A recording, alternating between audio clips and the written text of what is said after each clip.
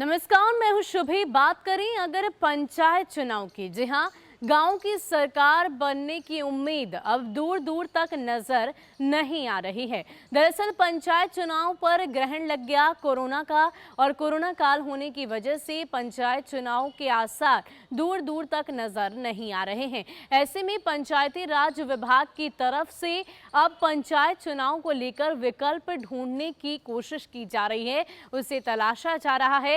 हालांकि दो विकल्पों पर विचार पंचायती राज विभाग की तरफ से किया गया है, और इनमें से पहले विकल्प की बात करें तो पहले इस बात की चर्चा हुई कि तमाम जो उनके कार्य हैं उन्हें 15 जून तक समाप्त कर दिए जाएंगे, जो जनप्रतिनिधि हैं, और उसके बाद उनके अधिकार दिए जाएंगे जिलाधिकारी, बीडीओ, एसडीएम, इन लोगों को। लेकिन अब एक और विकल्प पर विचार करने की बात पंचायती राज विभाग की तरफ से दी गई है।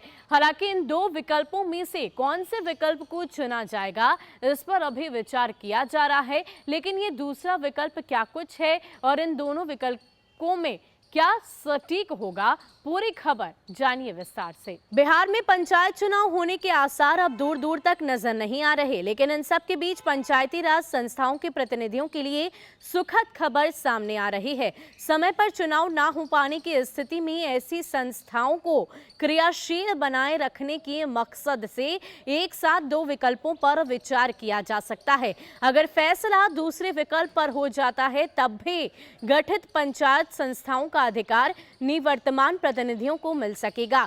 ये प्रतिनिधि अगले चुनाव तक बदले हुए पदनाम के साथ अपने कर्तव्य का निर्वहन कर सकते हैं। बिहार में पंचायती राज संस्थाओं का कार्यकाल दरअसल 15 जून को समाप्त हो रहा है, लेकिन कोरोना की स्थिति को देखते हुए समय पर चुनाव करा पाना संभव नहीं दिख रहा। विधानसभा चुनाव को लेकर चुनाव आयोग पर जिस तरीके से सवाल खड़े हुए हैं, वैसे में बिहार पंचायत चुनाव कराना संभव नहीं। उत्तर प्रदेश में हाल में हुए संपन्न पंचायत चुनाव में जिस तरीके से ग्रामीण क्षेत्रों में कोरोना संक्रमण का दायरा बढ़ता दिखा, वैसे में पंचायत चुनाव की इसकी एक मुख्य वजह मानी जा रही है। बिहार में पंचायत का कार्यकाल समाप्त होने पर क्या किया जाए, इसे लेकर पंचायती अधिनियम मौन है। झारखंड में त्रिस्तरीय पंचायती चुनाव राज्य संस्थाओं का कार्यकाल 2020 में समाप्त हो गया। कोरोना के कारण वहां चुनाव नहीं हुए। इस साल जनवरी में एक अधिसूचना जारी कर पुराने निर्वाचित प्रतिनिधियों को ही अधिकार सरकार की तरफ से दे दिया गया। इसके तहत गठित पंचायत के मुखिया को कार्यकारी समिति का प्रधान बनाया गया। झारखंड में प्रधान कार्यकारी समिति पंचायत समिति कर दिया गया।